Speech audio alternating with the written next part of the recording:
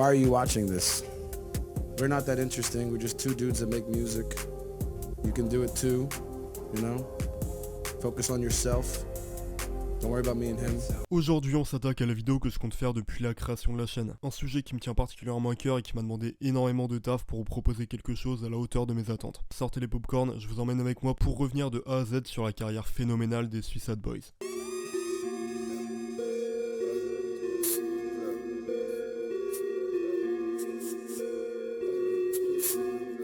Bon, avant tout, je pense qu'il est important de vous planter le décor. Nouvelle-Orléans, une ville en apparence très chic et touristique. Cependant, comme pour toutes les grandes villes aux USA, il y a une partie immergée qui n'est pas très belle à voir. Et c'est encore plus le cas pour la Nouvelle-Orléans, considérée comme la ville la plus dangereuse des États-Unis devant Détroit ou Chicago. La raison à cela, inégalité sociale extrême, un taux de pauvreté colossal, l'un des trafics de drogue les plus importants du pays avec pas seulement de la conso de weed mais également une circulation d'héroïne, crack, méthamphétamine et autres dérivés assez hardcore, ce qui implique évidemment une escalade de la violence entre craquettes vénères qui sont prêts à tout pour financer leur conso,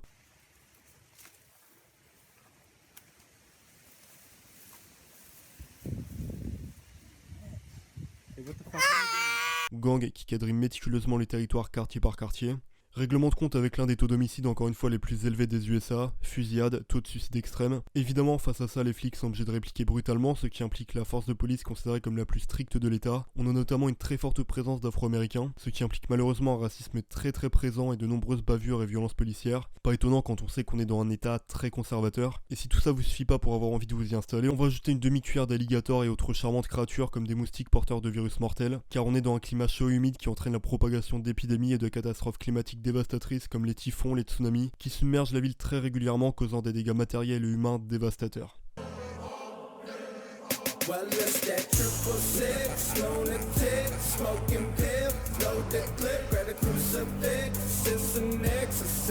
C'est donc au milieu de ce chaos constant qu'émerge le duo le plus talentueux et inspirant de la scène underground. Commençons par le membre le plus âgé, Scream, aka Young Christ, aka Bud Dwyer, aka Young Scarecrow, aka Six Love, aka Young Ledger, aka OG Giraffe Neck, aka Lil Famine, aka ok j'arrête. Pour ceux qui veulent se donner le défi de retenir tous les pseudos, je vous mets la liste à l'écran. Six Love, aka Scream, Northside Shorty. And a bunch of other names I don't remember. Ce qu'il faut retenir, c'est que son pseudo principal est Scream, même si ça a tendance à beaucoup varier avec le temps et selon son humeur. Scream, de son vrai nom Scott Arsenault Jr., nous vient donc tout droit de West Bank, une communauté située dans le district de Jefferson, à savoir le quartier sud de la Nouvelle-Orléans. Ce quartier est l'un des plus touchés par les violences évoquées précédemment, comme le trafic de drogue, les fusillades, la pauvreté, ou encore les violences policières. C'est aussi un quartier réputé pour être un melting pot mélangeant noirs, blancs, hispaniques, avec tout de même une grande majorité d'afro-américains. Scream grandit donc sous l'influence de la culture noire. Il écoute du rap, joue au basket, danse, et est principalement entouré d'amis noirs. Bref, le gars est limite plus noir que certains renois. Dans cette atmosphère tendue et criminogène, il évolue donc aux côtés de son cousin âgé de seulement un an de moins, Aristos Petrou, plus connu sous le pseudo de Robida Cherry, ouais vous la sentez venir, hein, aka Young Plague, aka Slam Dunk Azor, aka Audi9 de Snow Leopard, aka Young Snow, aka Spooky de Scary, incroyable, aka Seven World Dragon ou encore Seven World Lord. Cet acronyme qui reprend Seven World dans son blaze vient tout simplement du fait que Ruby, tout comme Scream, provient du district de Jefferson. Donc pour le coup, Ruby vient d'East Bank, c'est vraiment tout près du quartier de Scream en fait, situé dans le 7ème quartier de la Nouvelle-Orléans. Pour faire vraiment très simple, c'est un petit peu le même fonctionnement qu'on a avec Paris et les arrondissements. En incorporant très régulièrement la notion du Seven World dans ses pseudos ou même dans les différents sons, Ruby clame haut et fort qu'il est un produit de cette violence quotidienne. Ruby the Cherry, aka many other names, from 7th Ward, New Orleans, Louisiana, down south. Ruby s'intéresse donc très tôt à la musique. À seulement 7 ans, il sait jouer du violon et de la batterie. Ses aptitudes en tant que musicien le dirigent naturellement vers le rock, puis vers le punk rock. Au collège, il décide de monter un groupe punk rock avec ses amis de l'époque. Le projet lui tient énormément à cœur et il espère se faire un nom, au moins à l'échelle de sa ville, en tant qu'artiste local.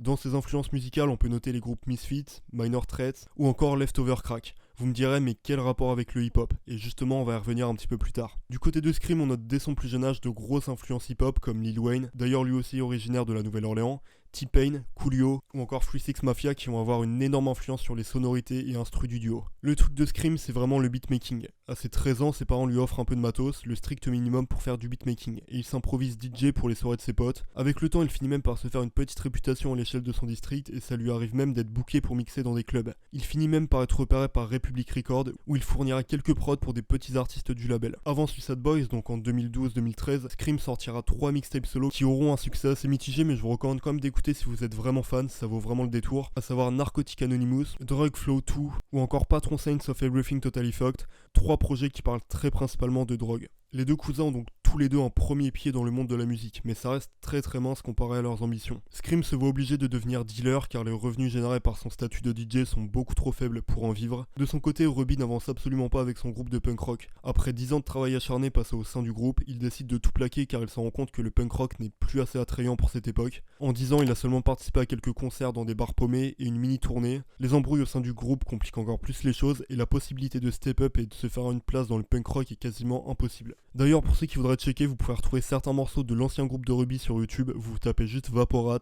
Ruby et Scream sont donc dans une impasse. Il se voit obligé d'enchaîner les petits boulots qu'il déteste pour réussir à survivre. Ruby est embauché dans une pizzeria tandis que Scream se fait régulièrement virer ou recaler suite à ses nombreux tatouages. Le taf qu'il gardera le plus longtemps est vendeur de meubles, un métier qu'il déteste et il finira d'ailleurs par se faire virer au bout de 3 ans à cause de ses nouveaux tatouages qui sont jugés vraiment trop borderline pour son boss. À cette période, donc aux alentours de 2012, leur vie se résume donc à se lever tôt, faire leur journée de taf, rentrer et se poser bêtement devant la télé car ils n'ont plus aucune force pour faire quelque chose de productif. Dormir, puis recommencer. Ce concept ne leur convient absolument pas et ce qu'ils veulent faire de leur vie, c'est vraiment la musique. Because I don't want to live my life going through the same shit every day to work. I'm not doing that. To work like 8 hours a day just to go home and just because like I've worked a 9 to 5 like I said, and like halfway through the day you're like damn, I just want to go home and fucking sit down and watch TV. Ruby, qui est de nature dépressive de base, tombe donc dans une énorme dépression. Scream, de son côté, continue à vendre de la drogue. Plus pour se faire de l'argent, mais pour financer sa propre conso. Il sombre dans la consommation d'opioïdes très puissants comme l'oxycodone, mais aussi dans des drogues encore plus dévastatrices comme l'héroïne. Faut savoir qu'à cette époque, Scream est un véritable junkie et il est accro à quasiment une dizaine de substances. Il passe donc ses journées seul chez lui à se défoncer et sort seulement une fois tous les 2 jours pour aller acheter sa dose. À partir de là, son état de santé va vraiment se dégrader. J'insiste beaucoup sur la conso de drogue de Scream car c'est vraiment un truc capital qui va mener le duo là où il est aujourd'hui. Il en reparlera d'ailleurs énormément à travers ses textes et faut savoir qu'il a réussi à se débarrasser de tout ça très récemment. Donc ça je vais en parler vraiment à la fin de la vidéo. Il y a d'ailleurs des interviews assez cultes où Scream est complètement défoncé, donc vraiment au début, aux alentours de 2014-2015. Don't fuck with drugs. Don't do drugs, just give them to us. N'étant absolument pas satisfait de sa vie et voyant son cousin s'enfoncer de plus en plus dans les ténèbres de la drogue, Ruby va finir par prendre les choses en main. Il se dit que la situation ne peut pas être pire. Il quitte son travail, ce qui fait qu'il va se retrouver encore plus broke qu'avant et il force Scream à revenir dans le droit chemin. Ruby se dit qu'en mixant ses capacités dans le domaine punk et les capacités de Scream en beatmaking et storytelling, ils ont peut-être moyen de se faire une place sur la scène hip-hop underground. Scream a une véritable révélation en matant une interview de T-Pain, qui explique qu'il est parti de rien et qu'il a percé en faisant ses premières prods sur un logiciel tout pété, GarageBand, à savoir le même logiciel que Scream utilise. Le soir même, Scream part vendre de la drogue pour la dernière fois. Et avec l'argent récolté lors de cette soirée, il part directement s'acheter un nouveau PC et un peu de matos pour enregistrer. Cet élément déclencheur marquera le début des Suicide Boys.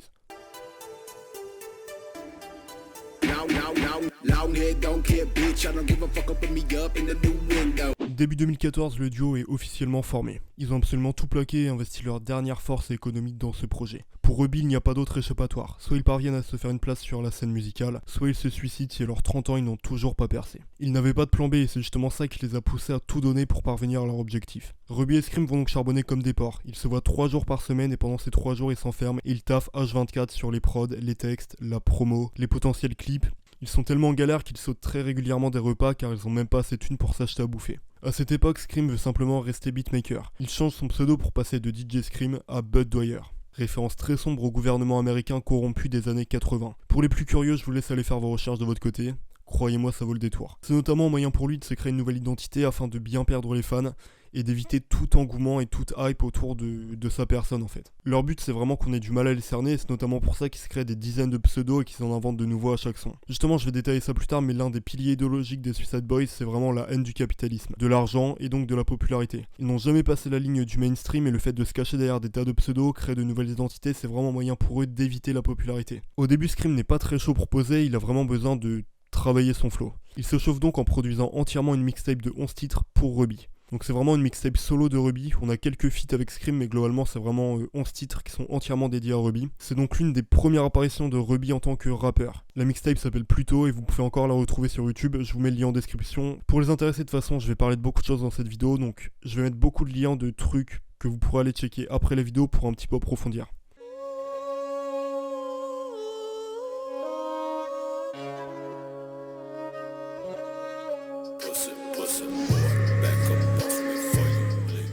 Bon accrochez-vous car là on attaque la partie la plus importante de leur carrière.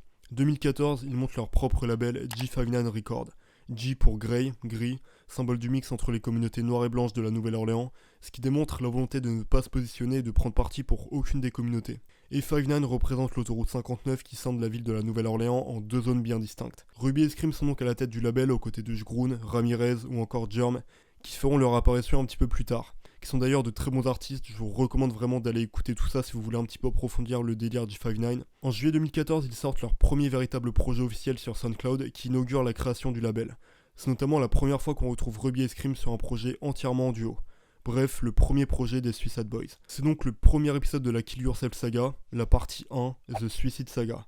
Un EP de 5 morceaux avec la participation de Bones, un nom qui vous dit forcément quelque chose si vous êtes un petit peu dans ce délire-là, qui va donc directement les repérer et leur donner en visibilité en faisant 2 apparitions sur l'EP. Bones, qui est notamment le fondateur de la Team Sesh, collectif dans la même veine que les Suicide Boys. Pendant un an, ils vont donc drop un nouvel épisode de la Kill Yourself Saga tous les mois. Une manière de vraiment fidéliser leur auditeur en leur lâchant un petit EP de 3 à 7 morceaux chaque mois. Pour moi, cette période fait vraiment partie de leur âge d'or. Et c'est là qu'ils vont vraiment dévoiler tout leur potentiel.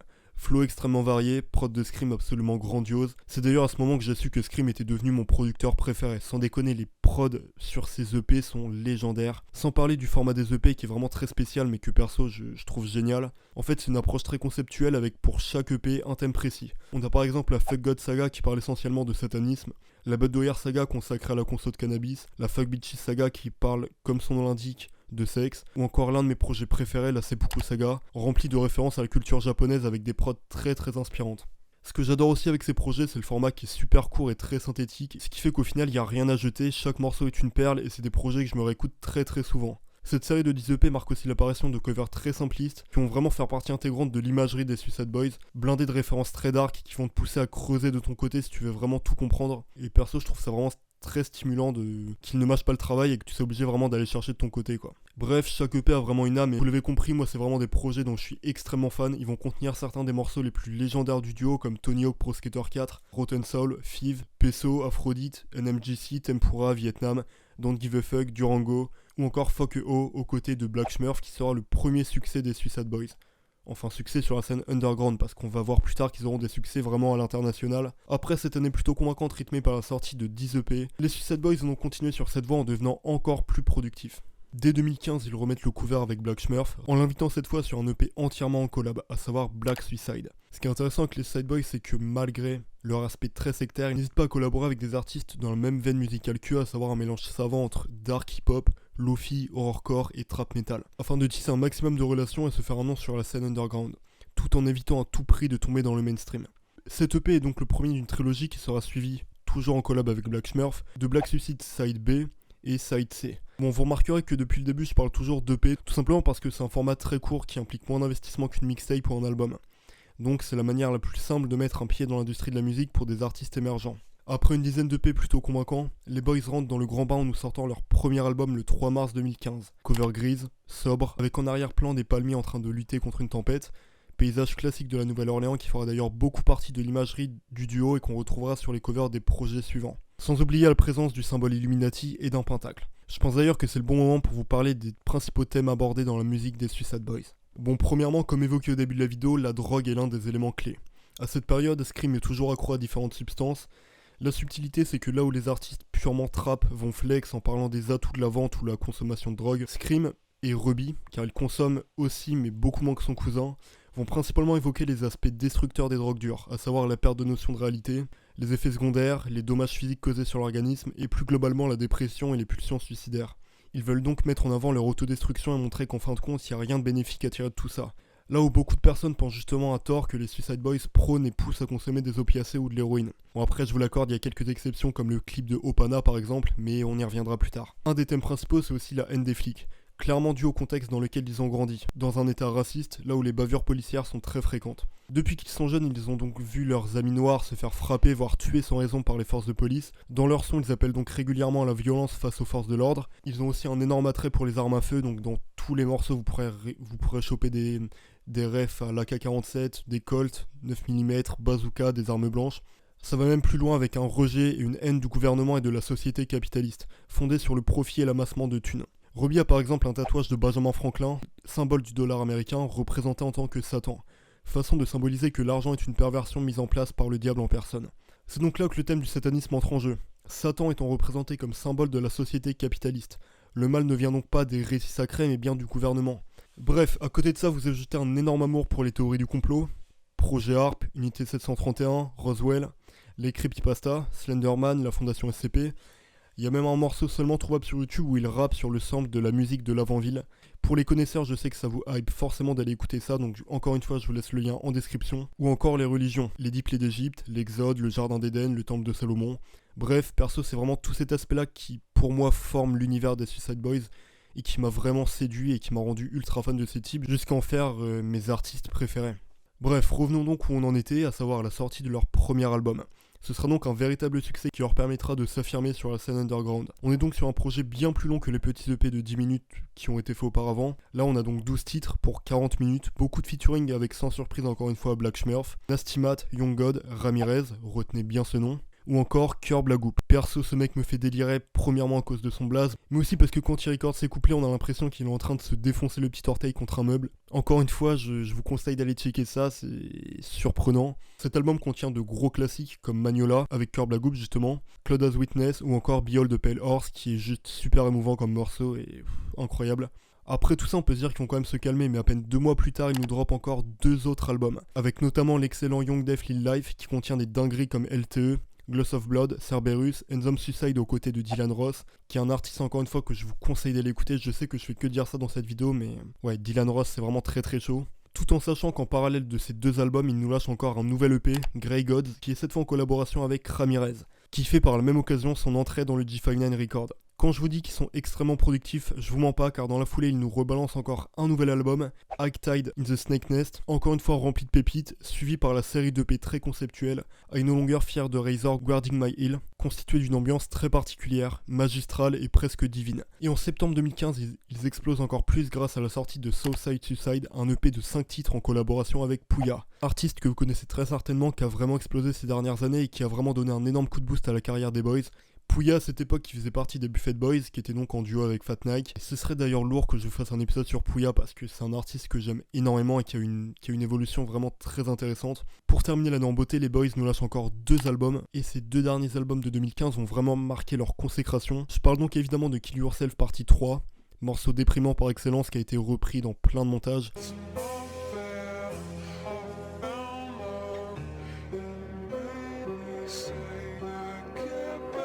Et Paris, qui est encore à l'heure actuelle le plus gros hit des Suicide Boys, qui leur a permis de décrocher un disque de platine et de se faire connaître par un public vraiment mainstream. D'ailleurs, ce qui est marrant, c'est que Scream a composé l'instru en 15 minutes, complètement à l'arrache, ils ont posé leur couplet en 2-2, c'est pourtant devenu leur son le plus viral. Même trop viral en fait, jusqu'à un moment donné où les Suicide Boys ont eux-mêmes commencé à boycotter leur propre son.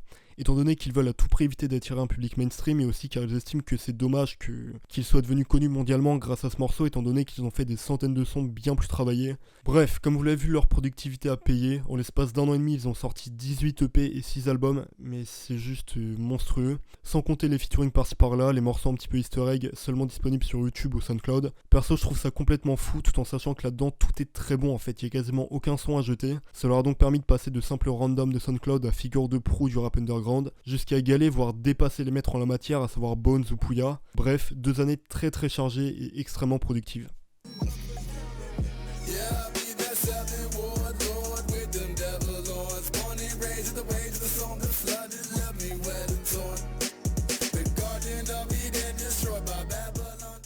Après 2 années de travail acharné, Scream et Ruby se calment légèrement et réduisent leur cadence sans pour autant réduire la qualité de leur projet. Et ça c'est cool car ça va me permettre de respirer un petit peu et de vous parler de tout ça plus calmement. Bon déjà il faut savoir qu'à ce stade-là, les Boys ont une communauté très très solide. Ils prennent du poids sur le marché de la musique et commencent à entamer des collabs et partenariats avec la marque de sap FTP, tout en ayant leur propre merch sur leur site G59 Record. Chacun des albums suivants vont donc avoir une promo assez travaillée, leur sortie sera moins précipitée et un lot de fringues et accessoires G59 sera dispo sur le merch à la sortie de chaque nouvel album. Encore une façon de fidéliser leur public. Ils débutent l'année 2016 en sortant un vrai bijou, le 2e opus de Grey Gods, leur série d'EP en collab avec Ramirez, qui a de son côté pas mal de projets en solo. Puis ils enchaînent avec un nouvel album, Dark Side of the Cloud, qui n'est vraiment pas mon préféré pour le coup, mais qui a le mérite de contenir quelques morceaux assez iconiques, comme Novus Ordo Seclorum, référence directe aux Illuminati. Il est temps qu'un nouvel artiste fasse son entrée dans le G59 Record. C'est donc l'arrivée de Germ sur l'EP Dirty Nasty Suicide. Les flots déprimants et fluides des Boys se lient parfaitement bien à la voix rocailleuse et l'agressivité naturelle dégagée par Germ, ce qui crée une super alchimie entre les trois rappeurs.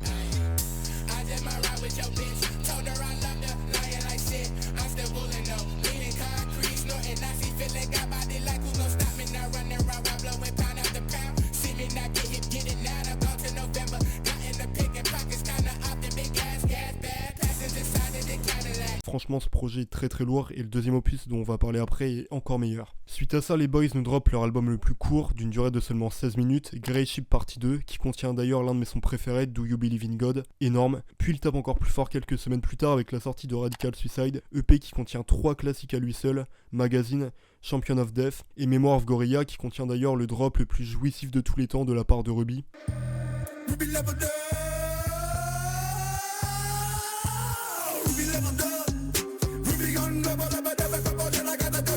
Enfin, ils terminent cette année 2016 en tapant encore une fois très fort avec la sortie de leur album le plus réputé jusqu'à ce jour, Eternal Grey, avec notamment Ultimate Suicide en feat avec Denzel Curry. Franchement, ce son c'est d'une violence pure, Denzel est complètement possédé. D'ailleurs, Scream pour ce son a repris une vieille prod qu'il avait utilisée sur une de ses premières mixtapes en solo, donc rappelez-vous, on en a parlé au début de la vidéo, donc en 2012-2013 quand il avait sorti 3 mixtapes en solo. Donc il a récupéré quelques beats de ce projet pour les mettre sur l'album Eternal Grey. Je tiens d'ailleurs à rappeler un truc très important, c'est que dans 95% des cas, toutes les prods de tous les projets depuis 2014 et encore à l'heure actuelle viennent de Scream. Je trouve ça juste fou que le type arrive à exceller dans le beatmaking mais aussi en tant que rappeur. En fait, Scream n'aime vraiment pas déléguer le travail à d'autres beatmakers. Il l'a fait très rarement comme sur Grey Sheep 2, du coup on en a parlé un petit peu plus tôt. Mais globalement il préfère s'occuper des instrus lui-même. D'ailleurs les anciens se souviendront probablement de ça.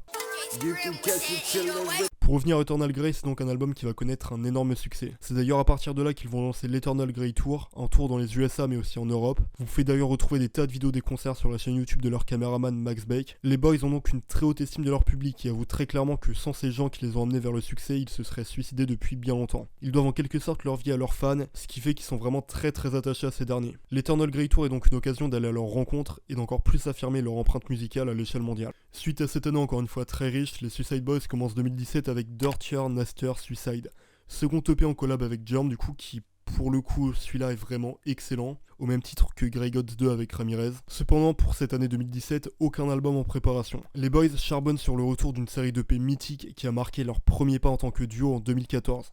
Je parle évidemment de la Kill Yourself saga. Rappelez-vous cette série de 10 EP très courts et thématiques qui sortaient chaque mois. Cette fois il dédie entièrement 2017 à sortir une nouvelle fournée de 10 épisodes de la Kill Yourself saga.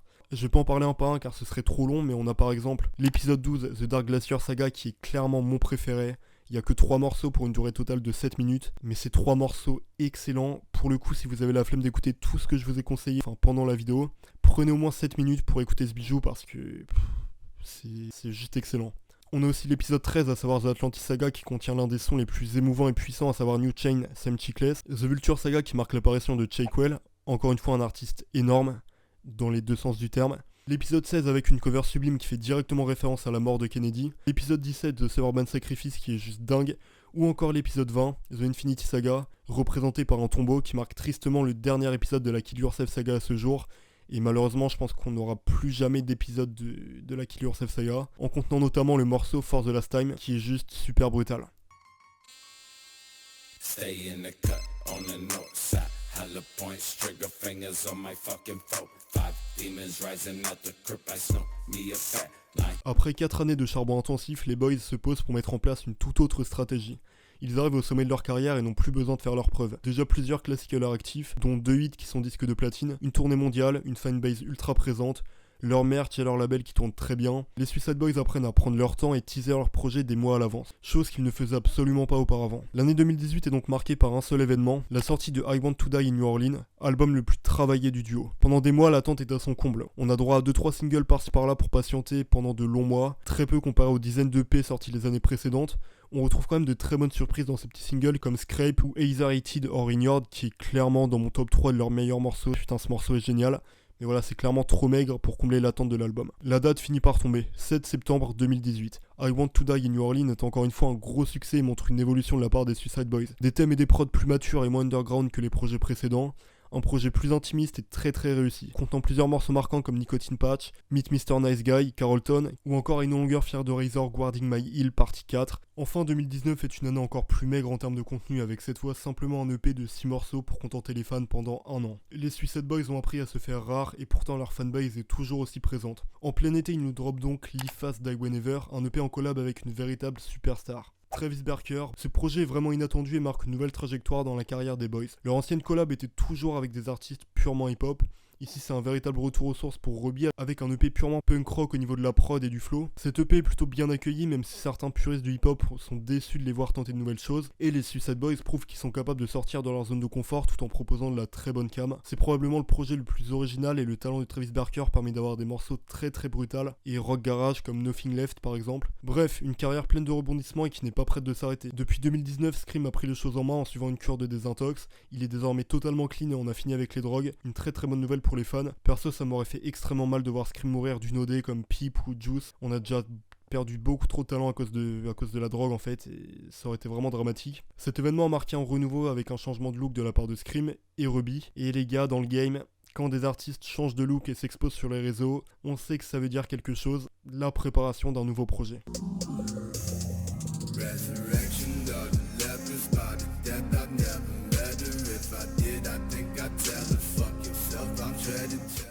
Bon, nous voilà en 2020, vous êtes pas sans savoir que les Boys vont nous drop un nouvel album extrêmement attendu ce 14 février, Stop Staring at the Shadow. Littéralement, arrête de regarder dans l'ombre. Probablement une manière de tourner la page dépression, drogue, suicide, et d'évoluer humainement et artistiquement. Faut garder en tête que Scream a pris 30 piges et que Ruby va les prendre cette année, donc je pense qu'ils ont un petit peu pris en maturité et qu'ils veulent nous proposer du contenu nouveau et innovant. Et perso à ce niveau-là, je leur fais vraiment confiance, j'ai jamais été déçu. D'ailleurs, rien à voir, mais je trouve que la cover est juste magnifique. On a donc pour le moment 2 singles qui sont sortis pour promouvoir l'album, à savoir Fuck Your Culture et Scope 7. Personnellement, gros kiff pour Scope 7, je trouve que le couplet de Ruby, et ouais, l'arrivée de Ruby sur le morceau est juste dingue. Je suis super impatient de pouvoir écouter cet album qui est clairement le projet que j'attends le plus pour cette année avec Eternal Attack de Lil Uzi.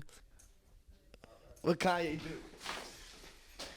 Little Uzi Vert in action, running away from Nardwuar, the human serviette. Is Little Uzi, do you think, coming back? Donc, vous pouvez compter sur moi pour vous en faire une analyse dès que l'album sort. D'ailleurs, alors vous voyez cette vidéo, je pense qu'on est probablement très proche de la date de sortie, donc je vous invite directement à vous abonner. En fait, voilà, cette vidéo que je vous ai fait là, donc cette grosse présentation de toute la carrière des Boys, ça va aller en complément avec l'analyse que je vais faire de leur nouvel album, qui va donc être la suite directe de cette vidéo. En tout cas les gars, moi cette vidéo, putain je vais pas vous mentir, ça m'a pris beaucoup de temps mais j'ai vraiment kiffé, c'est mes artistes préférés, ça m'a fait vraiment très plaisir de construire vraiment un gros projet comme ça autour des Suicide Boys. Donc j'espère sincèrement que ça vous aura plu, si c'est le cas n'hésitez vraiment pas à bombarder le like parce que waouh, ça m'a demandé du travail en termes de recherche, décortiquer les interviews, donc notamment l'interview de notre jumper d'1h30 qui m'a beaucoup servi. Ce que j'ai fait c'est que j'ai décortiqué toute l'interview, j'ai fait en sorte de traduire le truc et de récupérer des anecdotes, des trucs par-ci par-là. Et voilà, c'est la fin de cette vidéo, j'espère sincèrement que ça vous a plu. Pour ceux qui l'auraient raté, j'avais déjà fait une vidéo comme ça, donc ce que j'appelle un petit peu un documentaire sur Lil Peep. Il y a des gens qui m'ont demandé des vidéos sur les autres membres de la God Boy Clique, donc il y a moyen que j'en fasse sur Lil Tracy par exemple. Vous pouvez me conseiller des artistes que vous voudrez que je fasse dans les prochains épisodes. Voilà, cette vidéo sur les Suicide Boys, je comptais vraiment la faire, c'est vraiment un truc qui me tenait beaucoup à cœur. N'oublie pas d'aller checker l'analyse qui va sortir, qui est peut-être déjà sortie ou qui va bientôt sortir. Si ça t'a plu, n'hésite vraiment pas à lâcher un like, à t'abonner, à activer la cloche au passage. Et très important, commente pour me dire quel est ton son préféré des Suicide Boys ou alors ton projet préféré, voir si on a des trucs en commun. C'était Spartak, merci d'être resté jusqu'à la fin, et moi je te dis à la prochaine.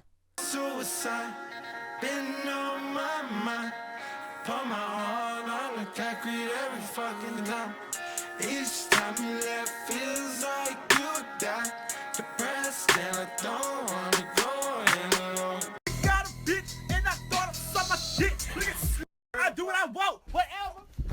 Fucking pussy. You bitch motherfuckers getting entertainment and encouraging his Shut the fuck up. Get off of Snapchat and get a fucking life. You too, bitch.